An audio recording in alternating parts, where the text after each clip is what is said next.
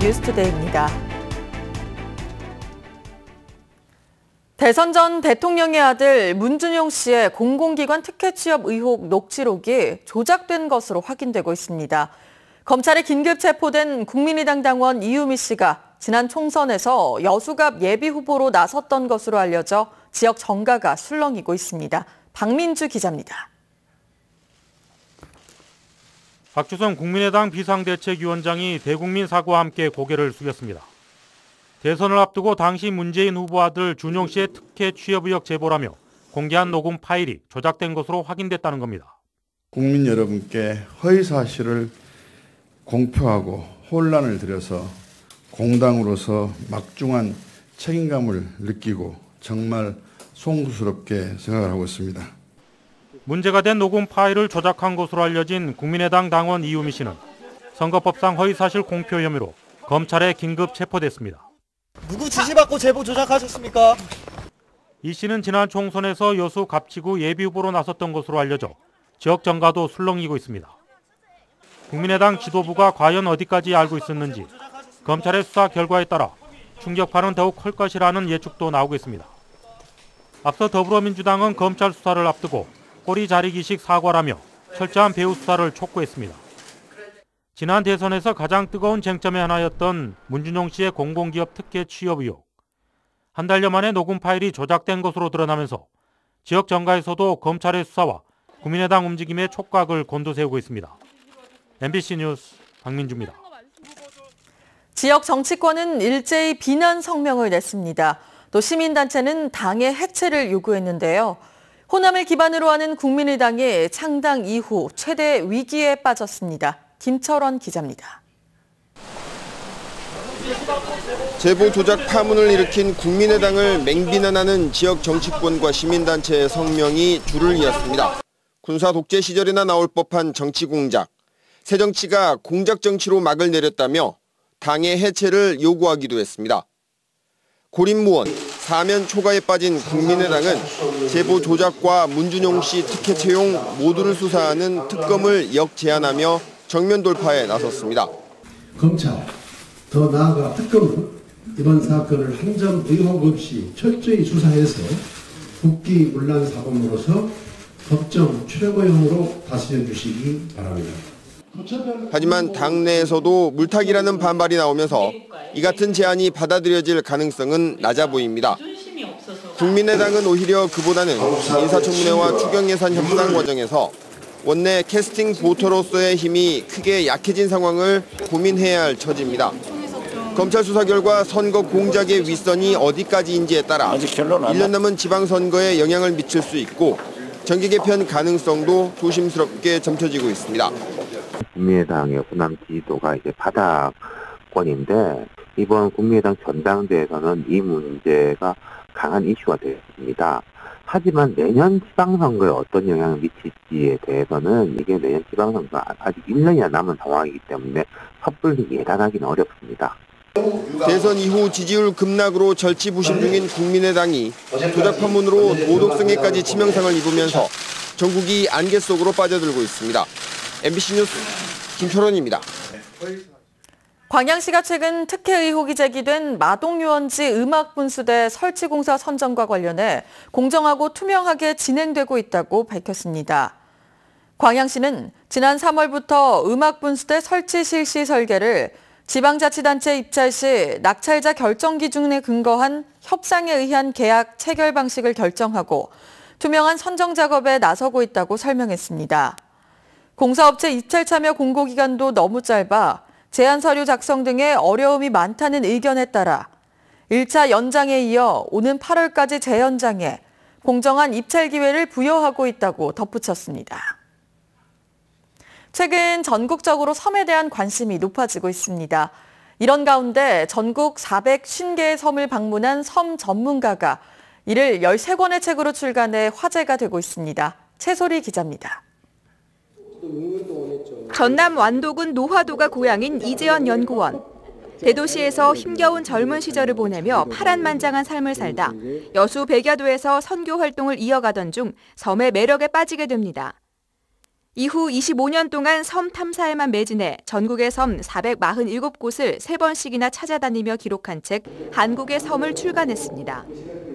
여수 지역의 48개 섬 등 전국의 섬을 소개하는 13권의 책에는 그의 인생 25년이 고스란히 담겨 있습니다. 섬의 역사, 문화, 인문, 사회, 지리, 민속, 인프라, 여행지 그런 종합적인 글이 이 속에 담겨져 있습니다.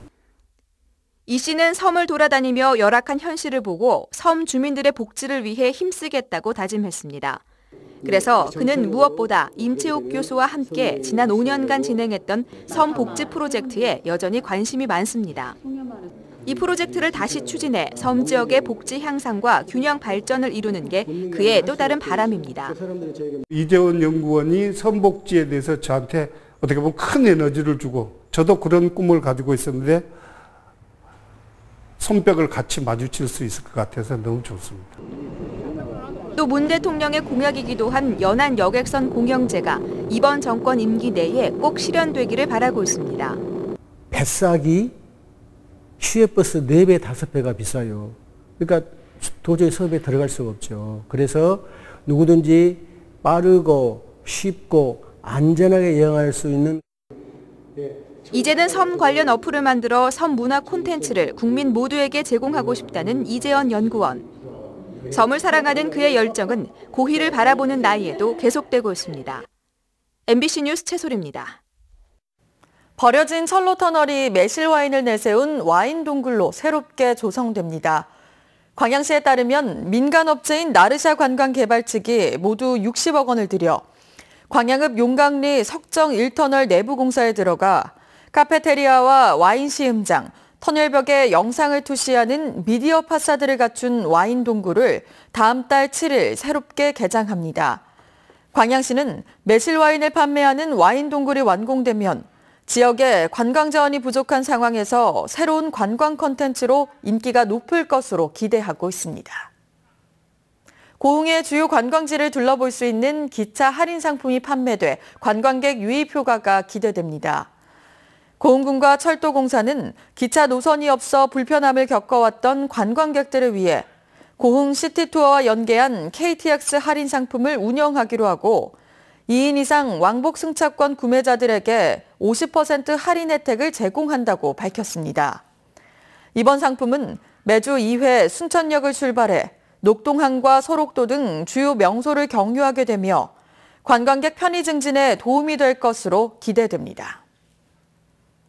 한때 낙지는 우리나라 서해안 갯벌 어디에서나 잡을 수 있는 수산물이었지만 남획 등으로 갈수록 귀하신 몸이 되고 있습니다. 위기를 느낀 어민들이 길러서 잡는 방식인 낙지 바다 목장 조성에 나서고 있습니다. 박영훈 기자입니다. 마을 항구를 떠난 어선들이 어장에 도착하자 낙지를 바다에 놓아주고 있습니다. 수정 작업을 마친 어미 낙지들로 한 마리당 평균 100마리 정도를 산란하게 됩니다. 마을 앞 바다어장 200여 헥타르 중 30헥타르를 보산란장으로 정해 연중 내내 출입을 통제합니다. 이른바 낙지 바다 목장입니다. 저희들이 어떻게든지 보존하고 보호해야겠다는 그런 전체 우리 회원들이 뜻을 모아서 이렇게 보호구역을 설정해서 지켜나도록 이렇게. 서해안 대표 명물인 낙지 생산량은 갯벌 매립과 남획 등으로 줄었지만 바다 목장 시범 사업이 시작된 지난 2014년 이후 조금씩 회복 추세를 보이고 있습니다. 실제 업 소득도 50% 이상 늘어난 것으로 분석되면서 지방자치단체와 해수부 등에서도 낙지 목장 사업을 적극 지원하고 있습니다. 낙지 종류별 생장 사업이 이제 앞으로 신안군 낙지 자원 회복에 큰 역할을 했으면 하는 바람으로 사업을 시작하게 됐습니다. 낙지의 경우 한 해살이어서 지속적인 자원 보호가 더욱 필요한 상황입니다. 현재 낙지 목장 사업을 진행 중인 곳은 신안과 무안 등 모두 5곳 3,000헥타르에 이릅니다. MBC 뉴스 박영훈입니다. 여수세관이 수출입업체 경영자를 대상으로 AEO, 즉 통관 절차 간소화 제도 설명회를 가졌습니다. 여수세관은 어제 오후 2시 여수세관에서 국세청 AEO 전담팀을 초청해 관내 수출입업체 CEO 등 40명이 참석한 가운데 제도 소개와 공인신청 절차 등을 설명했습니다. AEO는 수출입 안전관리 우수업체로 공인을 받게 되면 검사와 절차의 간소화, 자금 부담 완화 등 다양한 혜택을 받게 됩니다. 해외 골프 관광객 유치를 위한 팸투어가 이달 말까지 진행됩니다. 전라남도는 중국과 일본, 베트남 골프 동호회 관계자와 여행사 대표, 언론인 등 25명을 초청해 어제부터 나흘간의 일정으로 도내 5개 골프장과 관광지 등을 소개하는 팸투어에 들어갔습니다. 이들은 오늘 동부 지역으로 이동해 여수 경도 골프장과 순천만 국가정원, 광양 LF스퀘어 등 주요 관광지와 쇼핑시설을 둘러볼 예정입니다. 포스코 광양제철소가 지난해 전남 지역에서 가장 많은 대기오염 물질을 배출한 것으로 나타났습니다. 환경부가 굴뚝 자동 측정기가 부착된 사업장의 오염물질 배출량을 측정한 결과 지난해 광양제철소의 대기오염 물질 배출량은 모두 2만 64톤으로 집계됐습니다. 이는 전남 지역 전체 배출량 4만 9천여 톤의 40.9%를 차지하는 규모며 전국적으로도 5번째로 많은 겁니다. 한편 GS칼텍스와 호남화력본부도 지난해 각각 1만 575톤과 6,321톤의 대기오염 물질을 배출해 다량 배출 사업장에 포함됐습니다. 지역의 청년 실업 문제를 해소하기 위해 공공기관들이 협력 사업을 강화합니다.